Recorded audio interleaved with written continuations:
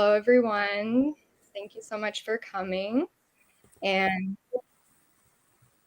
oh, uh, sorry, we're having a slight technical challenge, but we're here and we're so happy to be here tonight and have you joining us to talk about this really fascinating topic, the intersection of plant medicine, grief, death, and transmutation. So I'm here with Britt Keene, who is the founder of Art of the End. And I'm Sarah Russo. I am the creator of Herbs for the Apocalypse. And Jenna Facenda may be joining us later. She had something come up, but she'll try to be with us soon if she's able. And so, welcome everyone. As we're talking today, feel free to write in the chat any of your questions, and we'll be talking about various things. And so, feel free to write any questions in the chat, and we'll address them as we can. So, Britt, would you introduce yourself and talk about your work and what drew you to plant medicine and your work with death? Absolutely. So my name is Britt. I am a death doula. My business is called The Art of the End. You can find me on various social media platforms and also on my website.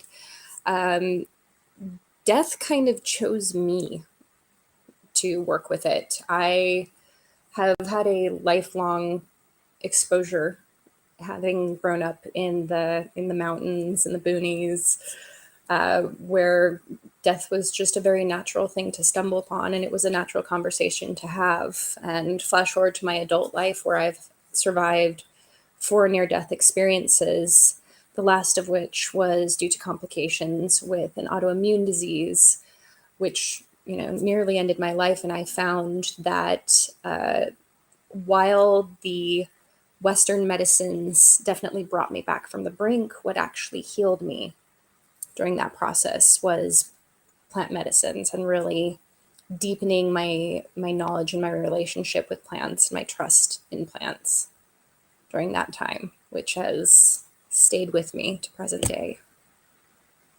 Lovely. And so when you started doing death work, was there some sort of parallels you saw between your love for plants and the way that they could support us in the death work?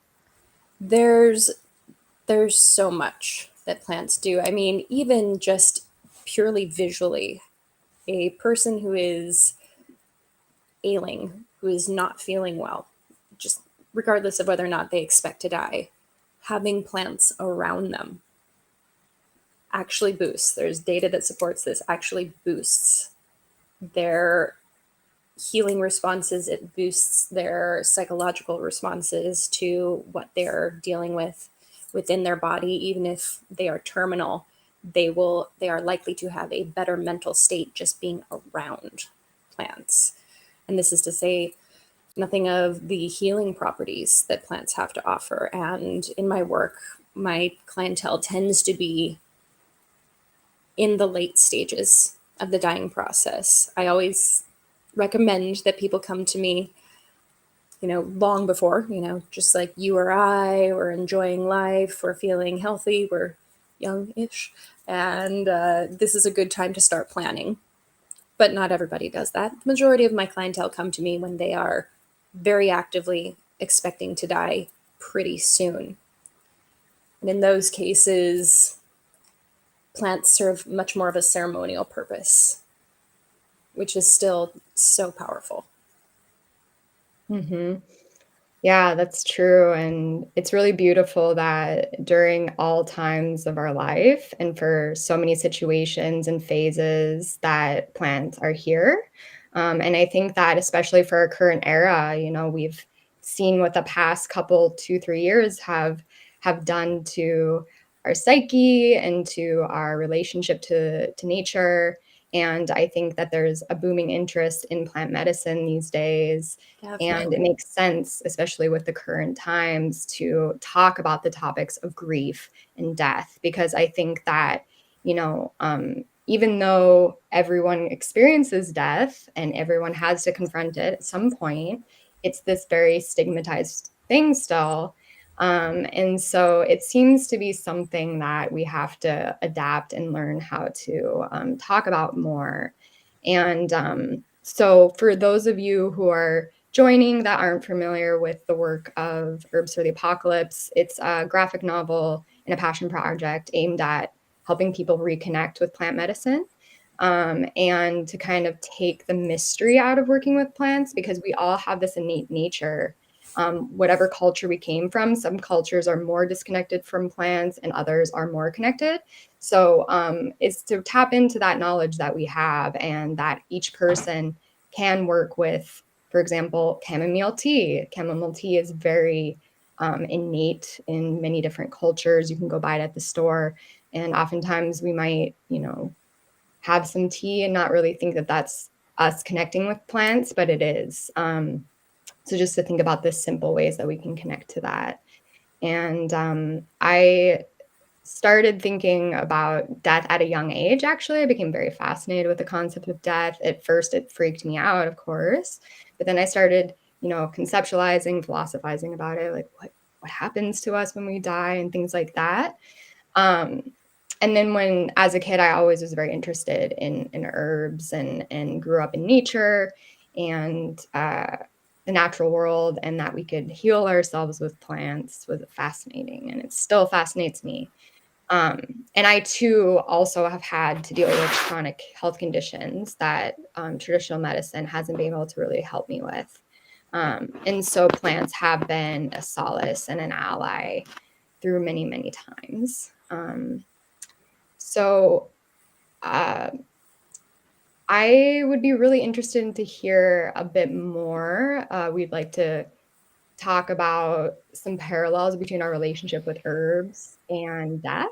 Um, and so, Britt, do you have any examples of some kind of ways that we might treat death in the same ways we might look at plants? There's so much. Death is such an all-encompassing thing. There's such a broad spectrum of what I consider the meat of what I work with. And that includes, the grief process that starts well before a death. To me, grief starts the first moment that you know you really like or love something or someone. That moment where you're like, I wish this thing would never end, whether it's a bowl of soup or, someone that you're falling in love with, where you're just like, I wish this night would never end. That is actually the beginning of grief. And that's where I consider my work beginning with a client up until the end of life. And there's just the prevalence of plants, like you mentioned with tea. It's something that we're starting to recognize our relationship with, because it's already so infused. We don't even realize that we're already doing this. We think of it as this esoteric kind of magical thing, and it is still that, but we're already doing it. Chinese medicine is very, very food based. You're balancing the various systems of the body based on what you're ingesting. And a lot of that is just stuff that you buy at the produce section of your grocery store. We're already using medicines. When somebody brings a soup to you when you're not feeling well, that's plant medicine in there, depending on the soup. Yeah, exactly. Some soups less planty. Yeah. And that's interesting thought too, because as I was thinking about this concept more, and this webinar was a good excuse to hit the books and get deep into the rabbit holes of research that I like to do. And so I was thinking about how certain plants are considered poisons, and the vast power that plants have over us. And we have a long-standing coevolution. So humanity has evolved and grown, and so have plants. And I think that as much as we like to use plants or they give us medicinal uses and this is what they're good for. They're working on us too, because it's a coevolution. So we wouldn't be able to exist without them and vice versa. I mean, if we disappeared, they'd probably subsist, but who knows? Maybe they wouldn't survive without us. There are certain compounds and plants that are actually work directly within our body's systems. And so that's interesting to think about. So they have this power over us, and we have this long-standing story with them. And so a lot of the poisonous plants are actually medicinal in small doses. So the difference between a medicine and a poison is dose. So I was looking at some of the historical plants that are associated with death and some poisons of the days of old. And one family of plants that I'm particularly fascinated with is the deadly nightshade family. So nightshades, yeah, deadly nightshades. Nightshades in general are tomatoes, potatoes, peppers, and then they also include some other plants, the deadly nightshades, such as belladonna, brugmansia, henbane, and it's really an interesting family. Tobacco is actually a nightshade as well. So we have a lot of different plants that are in this family that have a very interesting history with humanity. And so, for example, something like brugmansia, the deadly nightshades, they contain alkaloids that are considered dangerous. So scopolamine and atropine are two examples. And belladonna gets its scientific name Atropa belladonna, and that actually comes from atropos, which was the Greek fate that would cut the thread. So there's a kind of interesting death association with the name of that plant. Yeah, and so a lot of people may be familiar with atropine actually, because it's the drug that's used to jumpstart your heart during heart resuscitation. wow. So it's used, and scopolamine is used to treat nausea and motion sickness. But when these compounds are done in high doses, they can cause hallucinations, and dissociation, and they can be deadly, hence the name deadly nightshades. And then it's interesting because another plant in this family, henbane, it's considered to be an herb of the underworld. And it's connected to the dark moon, and it has long documented use in death rites.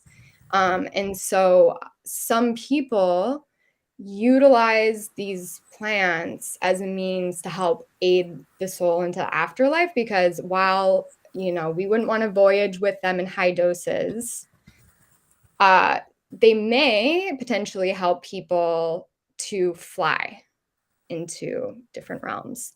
So that's not to say go out and try these plants and test them. It's just something to consider and think about as far as an example of the ways that we can connect with plants, and you don't even necessarily need to take them in order to do that. Sometimes these plants, that just having them around and just being able to visit them and see them growing, or having them in the garden, there's a lot of really interesting work we can do with them in that regard.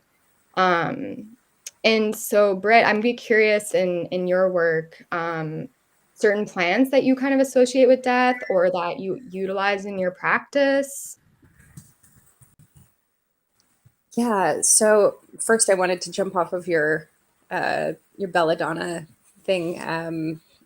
Yeah, just powerful, powerful plant. That was actually kind of my first introduction to herbalism. I was 18, I was away at college. I didn't have a doctor set up yet, and I got really, really sick, just like some gnarly congestion thing. And it got to the point that my throat was really, really swollen. Like I was just absolutely gasping for air. And I remember getting turned away at the student nurse center, and like teeny tiny stepping back to my car and going like, I don't know what to do. Like, I'm away from home. This is pre-smartphones. I didn't even have a cell phone back then. That's how ancient it was. And I found my way to just the only supermarket I knew, which was a natural foods supermarket near where my apartment was at the time. And they didn't have much of a pharmaceutical section, but they did have some homeopathic herbs and some tinctures. And there was one of Belladonna that something drew me to it. And I had already taken some things the night before for this, and nothing had touched it. And within minutes of taking this tincture, my throat opened and I could breathe again. And it was just like, I don't understand what happened, but I am coming back here and I'm learning about everything that I can see here.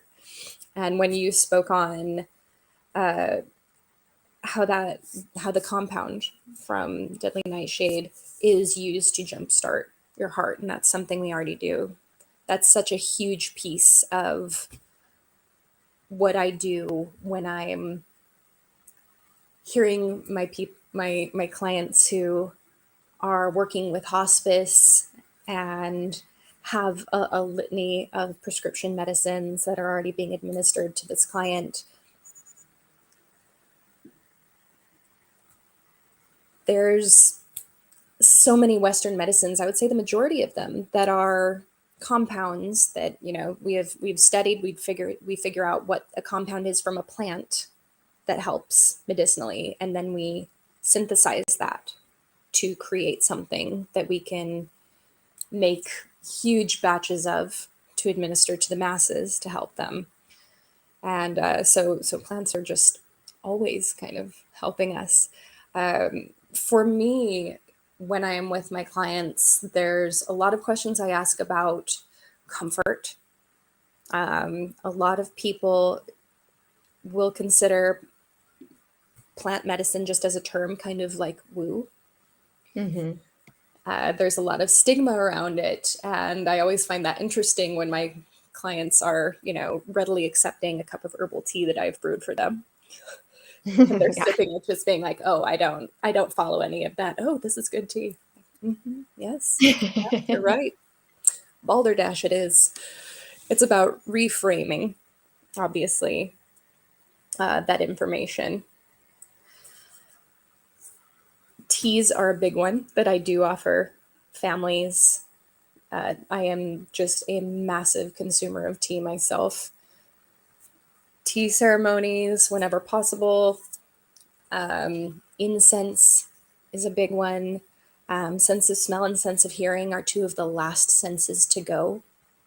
So having things that smell good can be amazing for the people who are dying, and can be very comforting and grounding for those who are surrounding their dying loved one.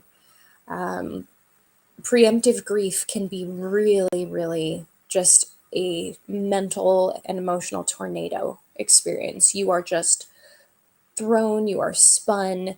You feel simultaneously so sucked into every present moment, but you are also just scattered every present moment. And having something like smell, warm beverage with a soothing herb in it, can really center and ground you. And it's so simple. It's things that we don't consider medicine. We consider incense like that's ambiance, but it's not. We consider tea just, well, it's hydration. Yes, but also there's medicine in there. I also offer people the opportunity to beautify space. And beautifying space very frequently involves plants that somebody cared about during their life. So if grandma was obsessed with roses, can we get her bed close to view her rose garden outside? Can we bring roses to her? Can we brew some rose tea for her? Can we bring plants nearby? Just as a visual comfort. creating ceremony, I haven't seen too much as far as my clientele who have wanted to use ceremony, but I love creating ceremony and using plants as symbols and also using them as medicine. Most of the medicine tends to go towards the people who are grieving, the bereaved, and not the person who is dying, because their body is going through a natural process that doesn't always need much in way of support. We're there to comfort them. Hmm. That's really beautiful. Yeah, and you bring up a good point about incense, because that was a lot of the interesting links that I was finding when I was researching the topic of herbs and death, because what you're speaking to, this is very ancient wisdom that people have employed for millennia. And actually, one herb of the apocalypse that I often, she dominates my life. I'll be transparent about it, but it ties in perfectly with this topic, because cannabis was the first use, the oldest use that they have been able to find via carbon dating, actually comes from braziers burning incense in China. And so yeah, this is 2,700 years ago that this was going on. And so actually in Asia, the use of this was done for psychoactive purposes, and it was done in funeral rites. So it was being burned at funerals, and people were inhaling it and getting high. So the actual act of smoking cannabis was from the Americas, so that they were using pipes to smoke, but not in Asia this time. So that was an interesting concept. What about cannabis can help us, or like what's the association with this plant with death, or why was it used? So there are many different plants that have been used for burning and incense. And so one kind of parallel for me with cannabis is that it really does aid in grief for a lot of people, and it can help shift your perspective and change your consciousness, which can be helpful when you're in a state of grief or having to cope with death. And so there is this notion of burning incense as well as offerings to the dead.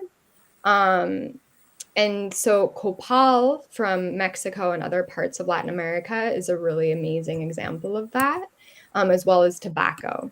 Tobacco is used as an offering for the dead. And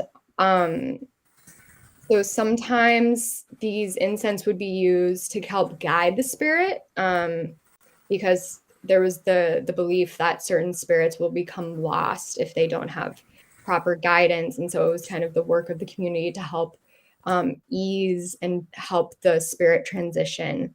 And so a lot of resins were used. So pine, fir, juniper, and a lot of different plants such as artemisias. So that would be mugwort or wormwood. Wormwood has been actually used for necromancy. So to call in the spirits of the dead. That's a whole other side topic of this theme.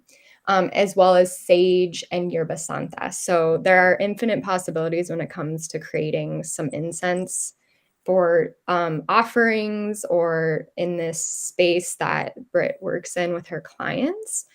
We have a really interesting question in the chat. What teas would you recommend for grief? Oh man. I've been trying to create a recipe for this myself, since I am just a massive tea person. It is, by the way, just a dream of mine. It is not in production yet, but I do plan on having my a line of teas someday. For grief, I myself, I lean heavily on chamomile. It supports your stomach a lot. When you're grieving, your stomach will feel like it's in knots. Chamomile is great for that. I also like to use lavender with that. Lavender has a great comforting and grounding aroma. It is also very calming to your nervous system and to your stomach. So that grief nausea that a lot of people feel can be very much eased by lavender. Um, my little secret ingredient that I like to steep with this is cacao nibs. Mm. For me, what is more comforting than a little bit of chocolate? It Oh yeah. is. And cacao has a little bit of energizing. It's not like coffee, it's not going to kick you in the teeth, but it's just a little bit energizing. And when you are grieving, you can feel just absolutely buried by your experience. That's the last time I had a death in the family. It was it was during the pandemic, and I wasn't able to be with this person when she died. And so you get the news this person is dying. It's just, oh my god. And then, a day later, it's she has died, and there's just nothing you can do. You can't visit.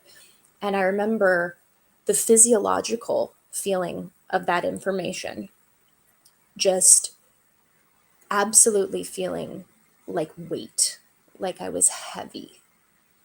Having something that is stimulating, grounding, comforting, like cacao, can really help with that, to alleviate that, to help you pull out of that heaviness.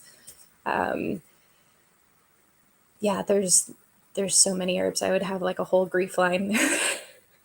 How about you, Sarah? What do you recommend? Yeah, those are great ones. I also agree that those can be amazing allies. You spoke to cacao, and I think that one of its deepest medicines is its ability to open our hearts. And a lot of times we Mm-hmm. talk about that metaphorically, and I'm not a pharmacologist. I can't tell you exactly what's going on. If that's just like a woo thing, opening the heart, our hearts don't open. What does that mean on a physiological level? Um, but I would say that there are certain plants that I feel are good for grief because they're heart opening. So other examples of that would be something like hawthorn or motherwort. Mm. Motherwort is also good for the stomach as well. That So was on my list of herbs that got lost in my notes. okay, nice. We're on the same wavelength then. And then for me personally, grief can be stressful.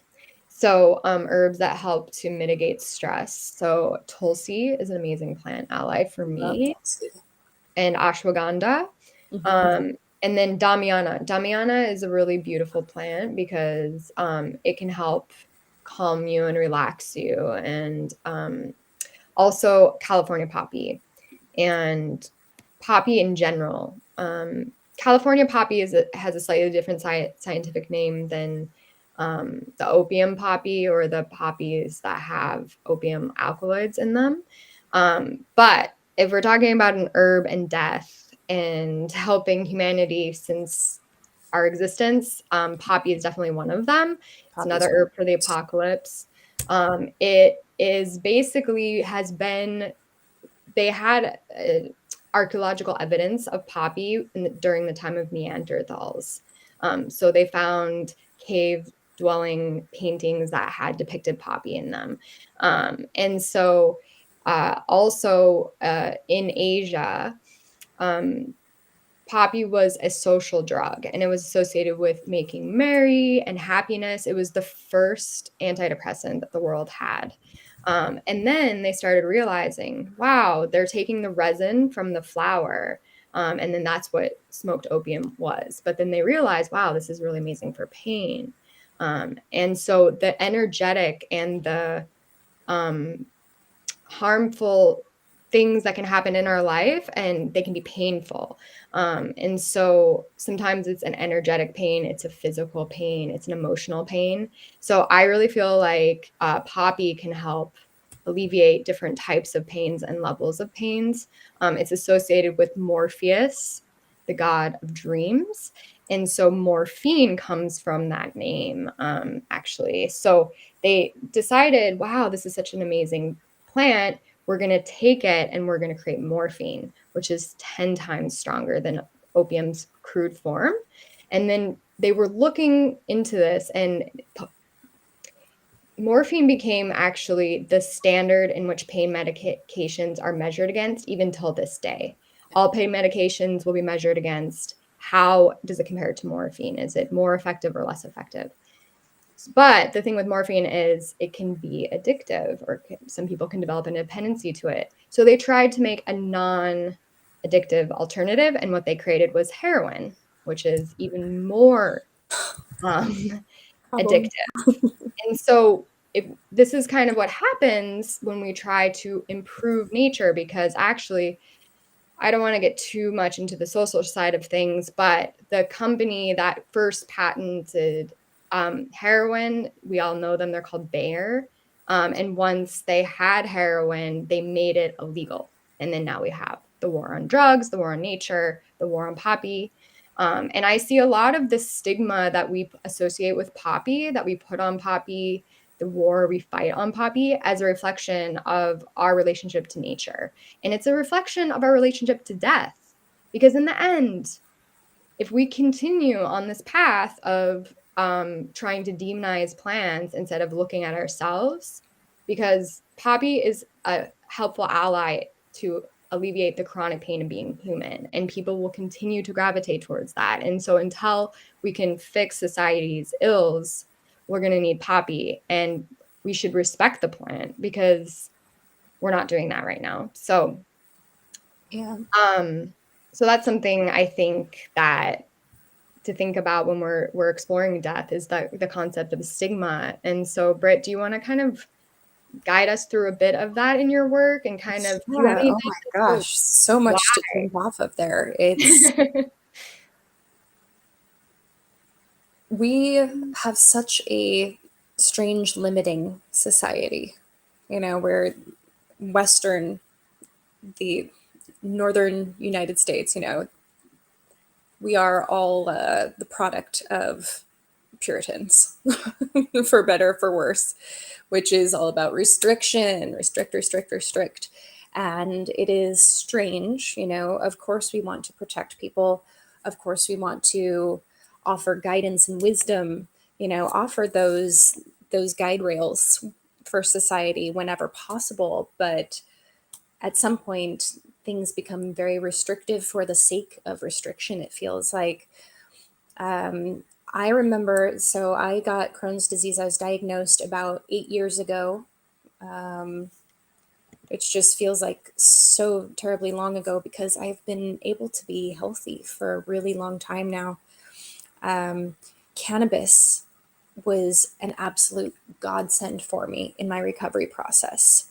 And I remember really feeling like I had to defend that choice, being like, no, no, no, no, I promise, like, I'm doing it for gut inflammation, I'm doing it to reduce stress, I'm doing it, this is for my disease, I was dying, so like, let me. And people were like, oh well, okay, well, you seem responsible, and well, if it's for this disease, and if it's just a little bit, and there were all these rules around it, instead of just being like, yo, I'm alive because of this. Is that okay? Can I be alive because this plant is helping me to mitigate symptoms that are threatening my existence?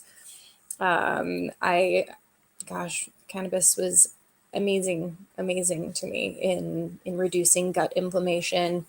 For grief, it can be very grounding, as well as stimulating, especially to the appetite. I know so many people who are dealing with cancer and they are going through chemotherapy, and cannabis is just an absolute godsend for them in terms of giving them any amount of appetite during chemo. Morphine on the deathbed, you mentioned, as a derivative from poppy, that has been synthesized and strengthened over time. Even morphine gets a huge amount of stigma because it's considered a drug. I have had clients who are actively on their deathbed, just being ravaged by disease. And there's this idea of, I don't want to give them morphine because what if they get addicted?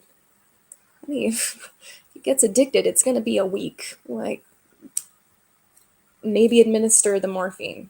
It's going to be okay. Just what the dying want, as long as it's not hurting anybody, let them have. This idea of limiting our options, it not only limits our ability to have the death we want and that we deserve to create for ourselves, but it really limits our choices. It limits our creativity, our ability to imagine what that looks like. Most people are really taken aback when I tell them what I do for a living because they have this vision of what death looks like. It's a hospital, you're alone, you're cold, there's a beeping machine. That is the death for a lot of people, but it can be more if we bring our awareness deeper and if we broaden the spectrum of what we consider medicine, whether we're ingesting it, whether we're just looking at something, whether it's a comfort. There's just so much that we can do to expand our experience in life through death and heal us. I've been making so many notes on every herb that you've been talking about, by the way. It's like, I have stuff to say. Thank you so much. That was beautiful. I want to acknowledge we have a question in the chat. Can you talk about ghost pipe? I don't know much about ghost pipe. I'm going to be totally honest. If you want to share any information that you may know about, I'm really eager to learn. Both Britt and I are herb nerds big time. So happy to learn more about different plants. Ghost pipe is interesting. I don't know anything about it medicinally. I heard Black Forager mention it recently, and she only did like a brief blurb about it, and I was like, ooh, I know that thing. I had seen ghost pipe originally only in artistic depictions, just really beautiful kind of death artwork, and there was always this like weird little thing that I thought was just like fairies or something, just like absolutely artistic license. For the longest time, I didn't know it was an actual plant because it doesn't have chlorophyll. Chloroform. Yeah, I was about to say the other one. Or chlorophyll. It doesn't have chlorophyll instead of chloroform. Yeah, I get those two switched in my mind a lot. Mental dyslexia. So yeah, they're white, and their structure, the way they grow, is very strange, very unique and unusual. And I know that they have mythology around death, and that's why they're depicted in a lot of artwork about death. But beyond that, I haven't done my research. But now, obviously, I will. So thank you for bringing that up, Hannah, because I will for sure make sure that I am knowledgeable about that going forward. Because yeah, it's on my list of things. Like, that's the thing about the plant world. Like, there's always a new one to learn about. Yeah, never ending. That's one of the blessings we have. It's impossible to know everything about all of them. Absolutely. And so one topic that Britt and I were discussing that I find to be very interesting is the concept of burial in herbs, and preserving bodies in herbs, because this again is an ancient practice. So there are many different plants that have been used in burial. Again, I'm going to reference cannabis because surprise, surprise. There were actual tombs that were found again in China. And there was a lot of archaeological evidence with different aspects found within the tomb. And one of them was cannabis, and it was one of the oldest specimens they ever found. Again, tested it. It's for psychoactive purposes. It's not used for hemp and fiber purposes. And so that's one plant that I think has a rich use in burial. One plant that I became fascinated with in this exploration was yew. It's a tree, and it's some of the oldest trees in the world. And it has a long connotation with death, partially because it has these drooping branches, and new yew trees can root when they touch the ground. And the needles of this plant are toxic. And it was actually used during war times to commit suicide. And people were buried with yew branches. And it's interesting too because there's the folklore piece of these plants and the relationship to death, and we have such a rich folklore with both all these topics. But there are actual reports of yews, very old yews, where they uprooted them and they had bones intertwined in their roots. Oh my God, that's so cool. Yeah. So, and again, it's this ability to the plant changes shape, so they can actually make smaller new trees. So I think it's a beautiful reflection of the relationship to death. And so, Britt, do you have any other examples of plants that you think about when you talk about burial or preservation of bodies?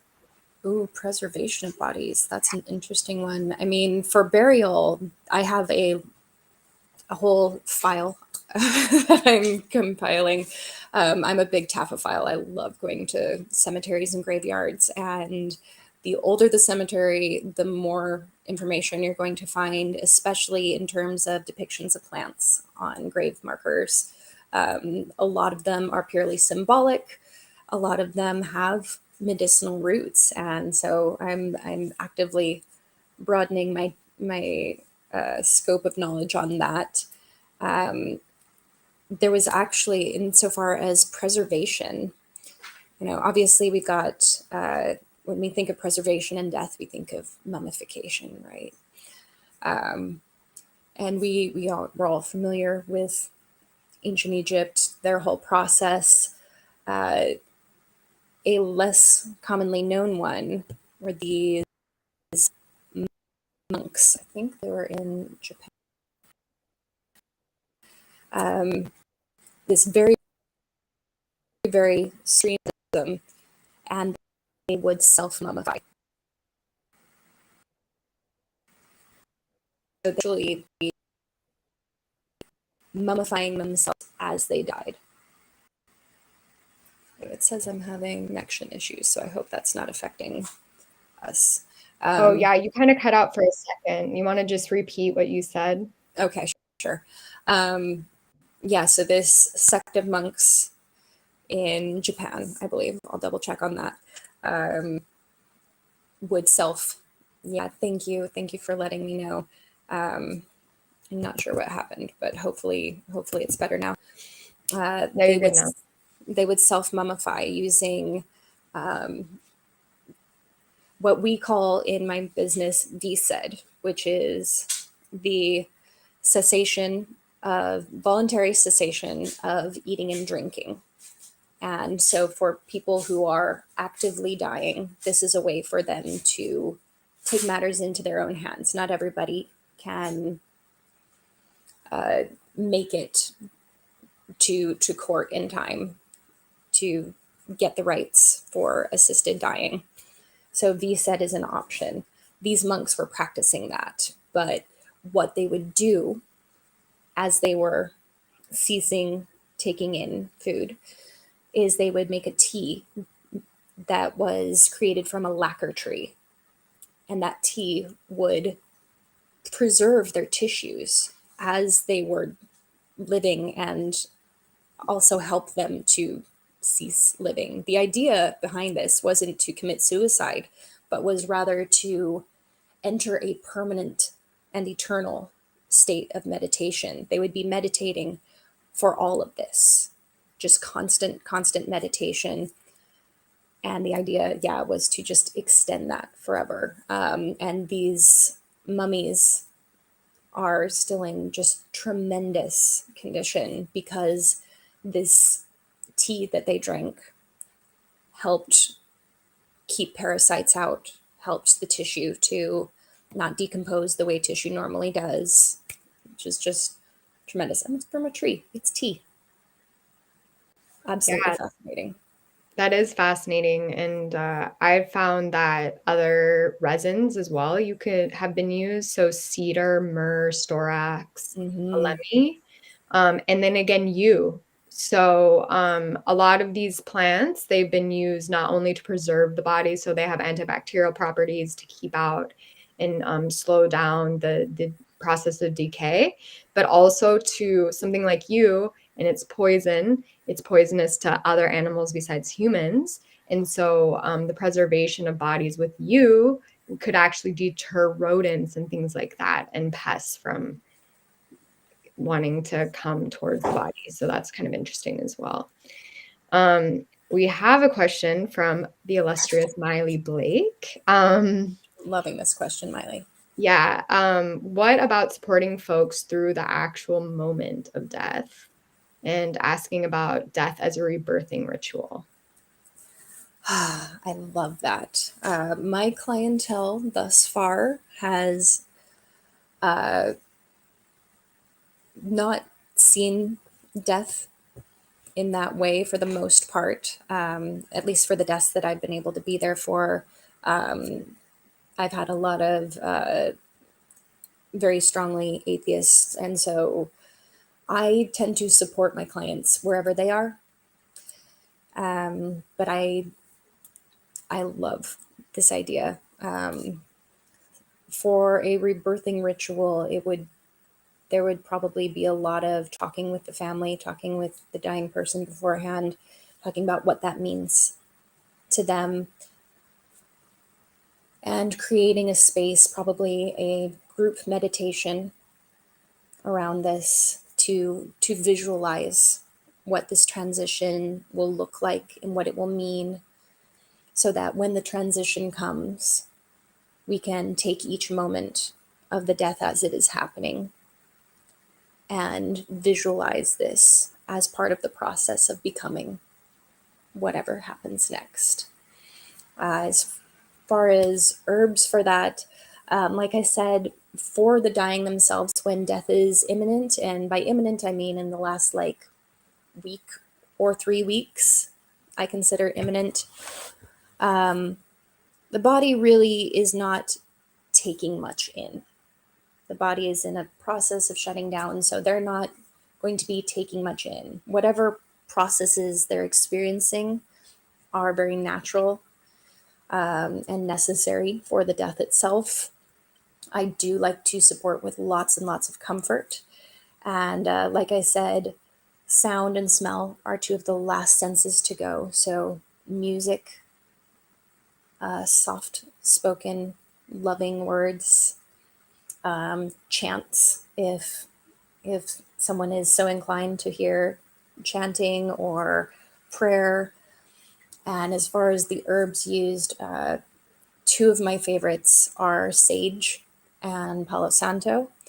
For sage, because I am from the Eastern Sierra, that is where I was born and raised, that is where I source my sage. I do not buy white sage from a gift shop, from anything like that. There's for white sage that you see bundled up in shops, as well as Palo Santo, there's a lot of problems insofar as sustainability, unfortunately. So I have my precious last bits of Palo Santo sticks. I adore using Palo Santo as a device for this transition process. I am seeking a way to make it more sustainable, and right now creating tinctures and mists myself. I'm trying to perfect that so that I can prolong the life of my Palo Santo and hopefully make that a little bit better. But the sage I get is from my homeland, and to me, that it burns the same, smells the same, is entirely sustainable. And for me, I always collect it under a full moon. I collect it prayerfully, and I burn it prayerfully, and that has deep, deep meaning to me to offer that smoke. And of course, you know, when you were mentioning cannabis, incense, incense is used spiritually for most cultures, most religions historically, as a means to help the spirit rise. You are taking your prayers, you are taking the spirit. Everything about incense is the smoke as a traveling agent to bring it skyward towards the beyond. Yeah, the transmutation piece, right? So it's like taking something and transmuting its form. And that's a really good point that you bring up about the sustainability piece. I think that we actually have access to many different types of plants. And then because, as you said, we've been working with incense, every culture has had a certain type of incense that they've worked with. One that comes to mind that is used for remembrance, it's actually historically connected to weddings, scholars, birth, and death, and it's rosemary. And rosemary is very sustainable. It grows abundantly. Where Everywhere. I live in Spain, actually, it grows wild, and so I've been able to harvest my own rosemary. But luckily for us all, it's very, very easy to grow. It is a very easy plant to cultivate at home. Um, and that is an option for using as incense, as well as cedar. Cedar Mhm. is another plant that it's a tree, so it can be cultivated or collected sustainably as well. So definitely that's an important point that you bring up, Britt, because as we're doing this work with plant allies, we're in an allyship with them. So it's not about we use them, it's about a connection and to acknowledge that they have an existence too. So especially in our current era with this booming interest in plant medicine, we don't want to deter their ability to continue the coevolution with us. So I think that's a really Don't um, be a taker, be a giver. If you're going to with the plant, try to give back. You know, plant one.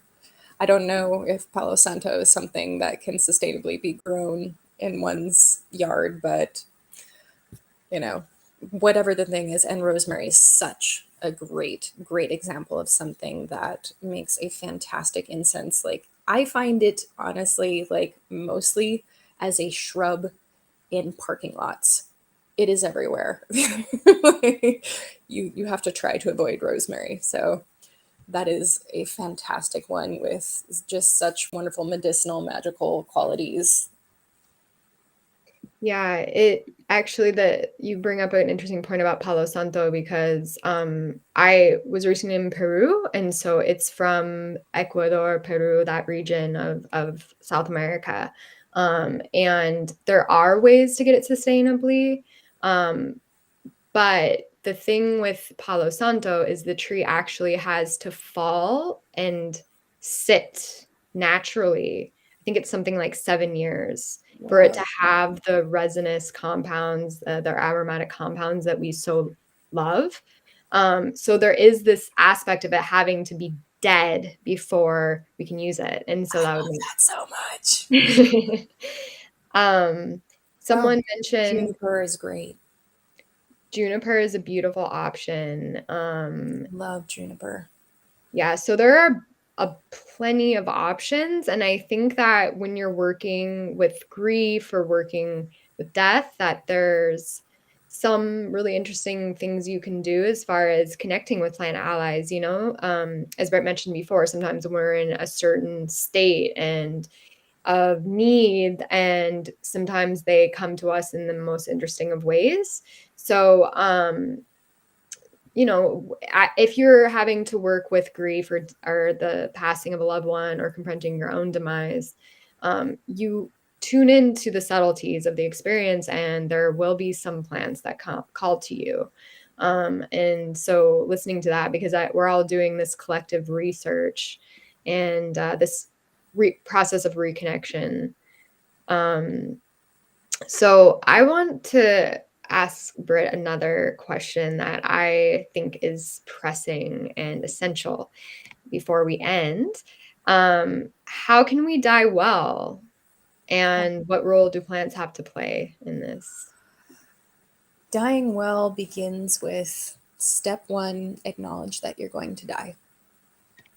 if I'm the first one to tell you, surprise, you're gonna die. I'm gonna die. We're all gonna die. Spending time with that thought, I think daily, it is not morose, it is centering. Just so many religions have meditations about just that. And it is not to dwell on the futility of existence, but to dwell on the possibility of it. And that is exactly what I think a good death is about, is visualizing possibility. Visualizing, what do you want your death to look like? Do you want to be surrounded by friends and family? Do you think that that might not be your jam at all? Would you rather are you one of those people that when you get sick, you just kind of crawl into a hole? Like, being surrounded by your loved ones might not be your jam. That's cool. Start talking about this now. Talk about this with your loved ones. If you don't have a whole lot of loved ones, talk about it with your next door neighbor, because they might be the one who's going to be there for you. Just start talking about it. Start talking about what you want to happen after. Do you want a juniper tree planted over you? Do you want to become compost? Do you want to just kick it next to, grandma in your family plot? All of these are relevant, but starting the conversation and being present with it. Plants are they're already a part of your life. That is the most amazing thing about plant medicine, is that once we strip the woo stigma away from it, you realize you're already doing it. We're all already doing it. The lotions that you use today, your shampoos that you used, your breakfast, lunch, dinner, your teas, your wine is plant medicine. These are things that are all being used now by you, by people around you, that help support your life and will also help support your comfort in death. Talking to people who are your medical practitioners about keeping your options open. When I had Crohn's, and I still have it, but when it was active and very serious, I remember having the conversation with my specialist about transitioning off of the very harsh medicines that I was on, and saying like, hey, I've done a lot of research, and I probably sounded like a lunatic in that moment, being like, I think I want to see if these things will work for me. They hold a lot of appeal. And my doctor told me, if you do this, I have to tell you, I think you will die. I think you will die within 6 months if you're off this medication. And I was just like, I really, really feel like I know my body well.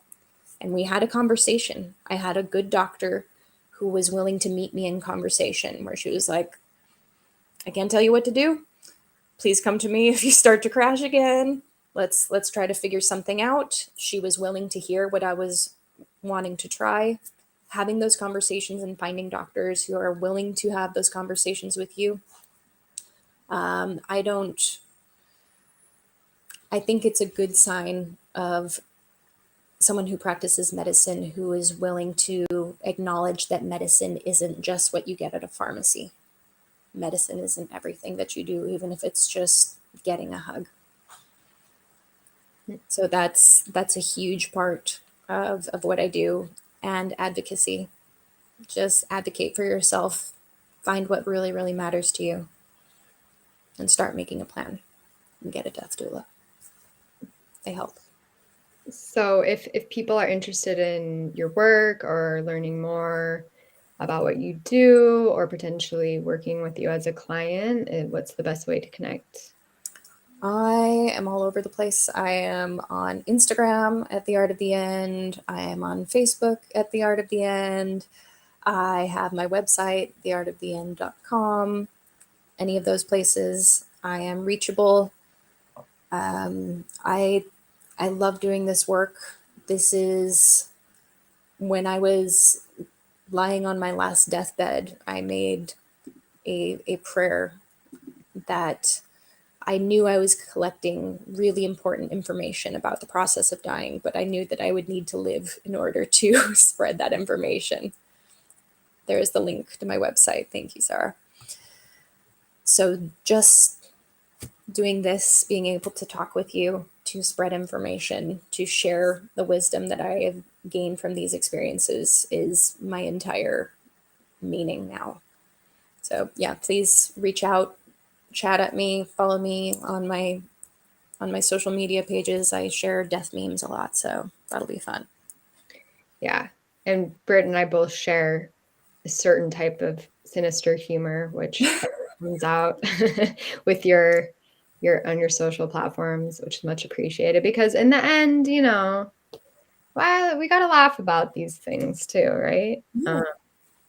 So yeah, I want to thank everyone for coming. This is the first time we've had a live stream of this kind. I want to do just a slight shameless plug for independent art because the Herbs of the Apocalypse graphic novel came out.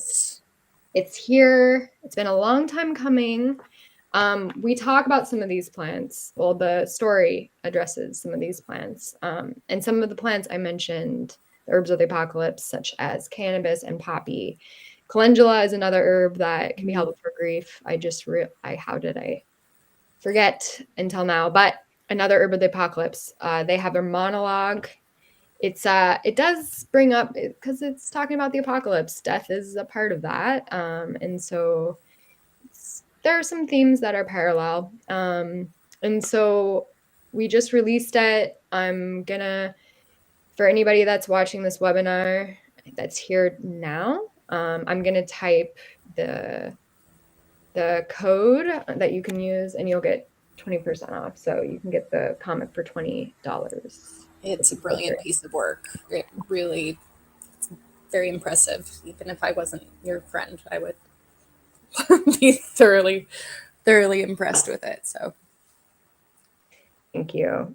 endorsement. There's the shameless plug we have, and that's it. Because in the end, we're just here to spread education, and we thought that having a webinar would be a good way to do that.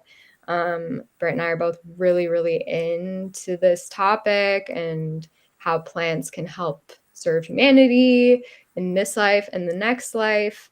Feel free to reach out and get in touch with us if you have any questions, you want to nerd out, explore things. And we have some potential work happening in this realm so stay tuned. Yes, the answer to your question is yes.